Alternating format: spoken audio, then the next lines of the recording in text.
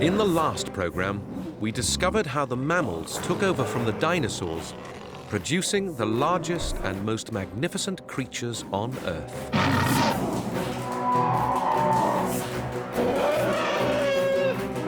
But then, at the end of the last ice age, it all went horribly wrong. Most of the huge mammals disappeared. This coincided with the rise of man, and he's often been blamed. But how could one species become that powerful?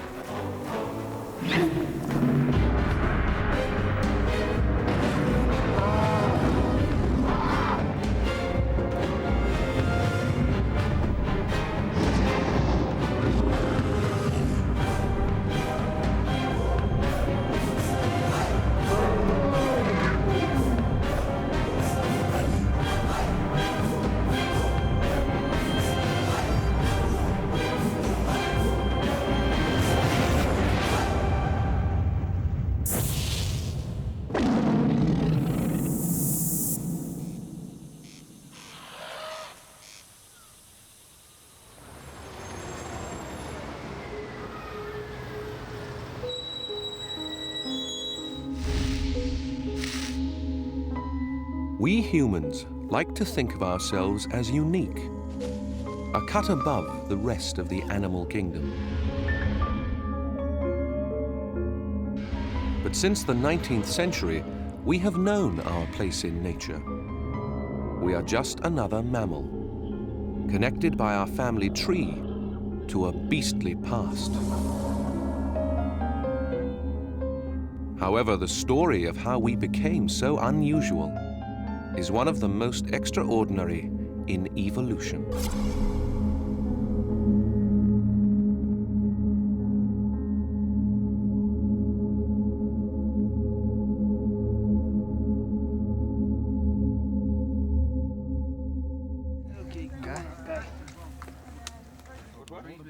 It's easy to understand why we think we're so different.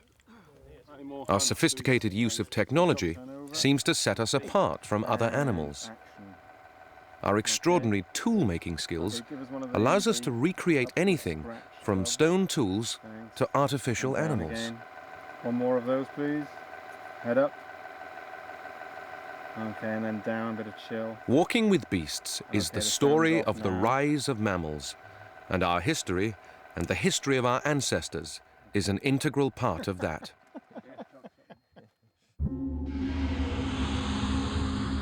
Many of the things we think make us so special come from a group of animals that lie at the roots of our family tree. They are the primates.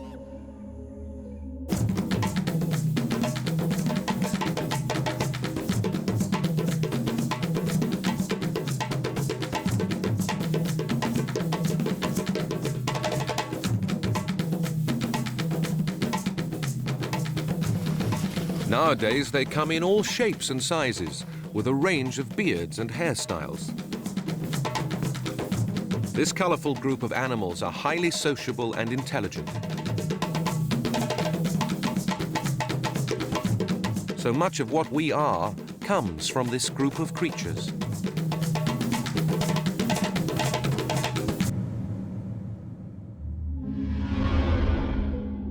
So to really understand how humans became such a success story, we have to go way back. Back to a time just after the dinosaurs had died out, when primates first appeared in the branches. Some of those early primates looked remarkably similar to lemurs that still exist today. They still have the characteristics that first set early primates apart from other tree-dwelling mammals. Well, this animal here is a black and white ruffed lemur, and she's a kind of primate from the island of Madagascar. This animal here is a coati, and he's a member of the raccoon family from Central and South America. Now, these are very, very different animals. The lemur, for example, if you look at her eyes, she's got two eyes that face forwards, and she's a tree climbing animal, and that helps her to judge distance. Now, the coati is also a tree climbing animal, but his eyes are more to the side of his head rather than on the front. We know this is an ancient feature of primates because it has turned up in the earliest fossils. This is the most exciting fossil primate there is, for two reasons. It's the oldest fossil primate that we have, where we have a skeleton. And secondly, it shows us all the key features because it's almost complete. And you can see from many features that it definitely is a primate. All these features were adaptations to a life in the trees. What primates have done is to rotate their eyes forwards, and bringing the eyes forward is incredibly important for three-dimensional vision. In order to see an object in 3 dimensions, you have to be able to see it simultaneously with both eyes. And if you're leaping around in the trees all the time, this is a very, very important feature. And to make sure you don't fall, you need to be able to hold on. Their front hands, or paws in this case, are very, very different. The coati has got flat paws with claws on, and he can't really grip as well as the lemur. The lemur here has got hands. She's got 4 fingers and a thumb. She's also got fingernails as opposed to claws, and she can grasp just like we can. If you want to leap around on broad surfaces like tree trunks, having claws as grappling hooks is a very good idea. They dig in and you can move around. But once the supports you're leaping to are thinner, then the claws are not so effective, and it's much better to be able to grasp them in a pincer action.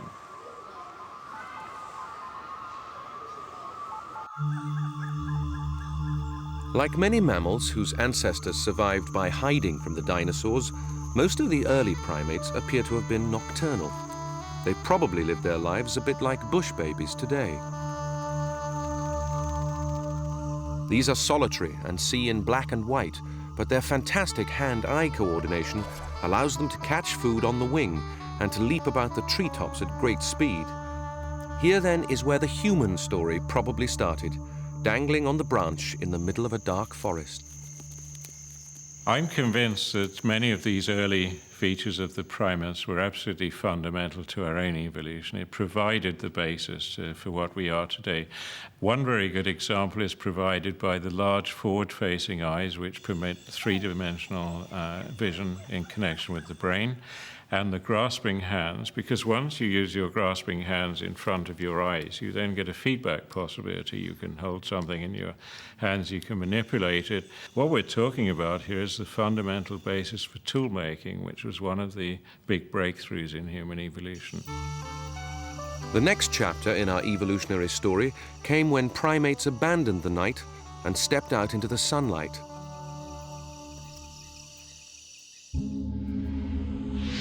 "45 million years ago, a new type of primate appeared, with a much more familiar face.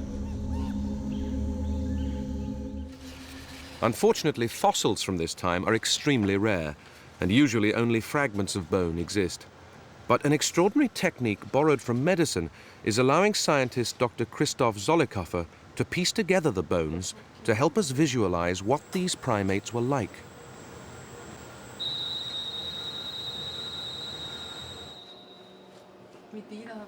Using a scanner, they take 3-dimensional images of the fragments and then manipulate them in the computer. The basic idea is to put them together like a 3-dimensional puzzle. You can see here the fragments of the lower jaw and here the fragments of the 2 upper jaws. So with these fragments, parts of them come from the left side of the body, parts from the right side. We can try to reconstruct a more or less complete face of this animal. Where pieces of the fossil are missing, the computer can generate a mirror image to complete it. Nein, du kannst einfach Mirror Copy machen. To get a proper look at this animal, the scientists can go further and use the computer to build a model. Guided by the 3-dimensional image, a laser traces the exact shape of the fossil, layer by layer, onto a light-sensitive resin. The resin reacts and sets hard to reveal a reconstruction of the fossil.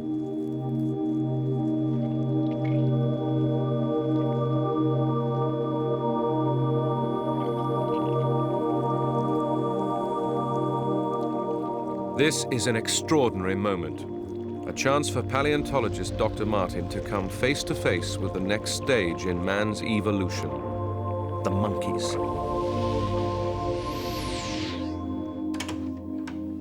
Well, here it is, hot off the press, a real monkey face. You know, with the individual bits and pieces of this, it's difficult to get a good impression, but when you put them together, you look into that from the front.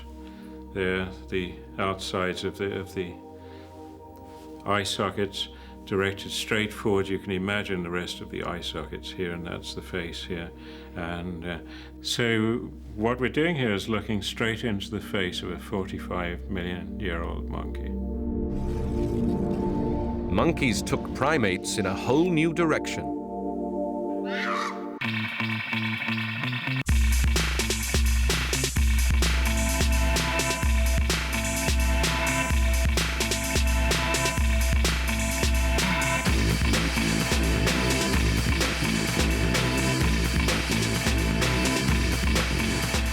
Living during the daytime brought them a new look compared to earlier primates.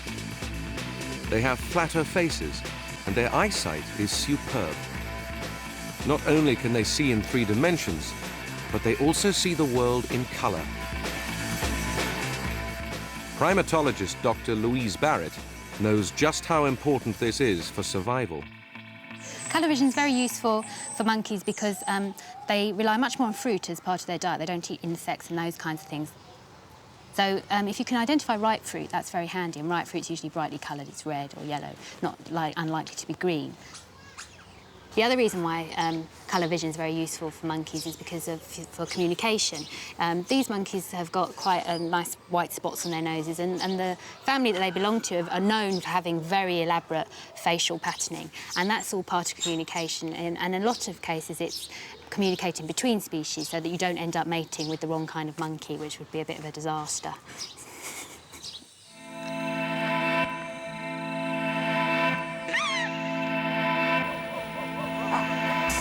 Monkeys' flat faces and small noses came from sacrificing their sense of smell, but their good looks made up for it. Because monkeys aren't so reliant on smell to communicate with other animals, it's allowed them to have a much reduced snout. Their nose is no longer wet, and they don't have a split and divided upper lip in the same way that the lower primates and other mammals do. And what that means is that if you've now got a sort of furry, mobile upper lip and much greater freedom of your facial muscles, you can have greater facial expression. That's very important because facial expression is because these are animals without any language facilities. They can't speak to each other. They rely on their facial expressions to communicate. So, for example, threat displays often involve like moving the brows up and down in this kind of way. And then submission can be equally well conveyed by using what's called a submissive grin. So they bare their teeth and like this. So, I mean, whereas we bare our teeth to smile and it's kind of a friendly gesture, this is kind of a fear gesture. They're baring their teeth. I'm very scared and I won't do any harm to you. Baboons have a very nice facial expression, which is sort of a very sort of friendly expression, and they pull their ears back and they raise their eyebrows and then they sort of smack their lips at whoever they're quite interested in, and they go. And that's been called the come hither expression, which I think is very appropriate.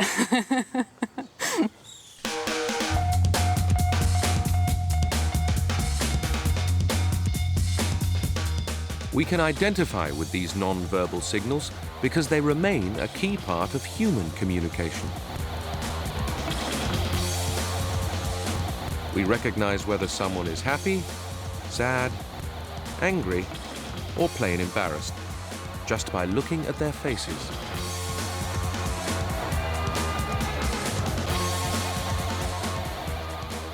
This all started back in prehistory with day-living monkeys because they had such hectic social lives. Becoming day-living presents a different set of challenges because you're much more vulnerable to certain different types of predators that operate in different ways. And so what that's selected for in the monkeys is group living. So most monkeys are live in groups and are intensely social.